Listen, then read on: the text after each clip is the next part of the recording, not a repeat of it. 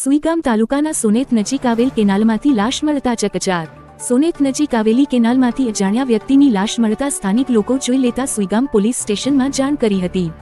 ત્યારે ઘટના સ્થાને સુઈગામ પોલીસ ત્યાં આવી હતી અને પૂછપરછ કરતા સાંતલપુર તાલુકાના જંડાલા ગામના ઠાકોર કિશનભાઈ જયંતિભાઈની લાશની ઓળખ થઈ હતી અને તેમના પરિવારને બોલાવી લાશને સુઈગામ સામૂહિક આરોગ્ય કેન્દ્ર ખાતે પીએમ માટે લાવવામાં આવી હતી અને ડો અશોકભાઈ અને ડો વિજયભાઈ દ્વારા પીએમ કરવામાં આવ્યું હતું। મૃતકના પિતાએ જણાવ્યું હતું કે મારા દીકરાને કોઈક વ્યક્તિએ મારીને કેનાલમાં નાખેલ છે તેવું જણાવ્યું હતું અને મૃતકના પિતા ઠાકોર જયંતિભાઈએ પણ જણાવેલ કે મારા દીકરા કિશનભાઈની પત્નીને બીજા પુરુષ સાથે અનૈતિક સંબંધ હોવાનું પણ જણાવ્યું હતું।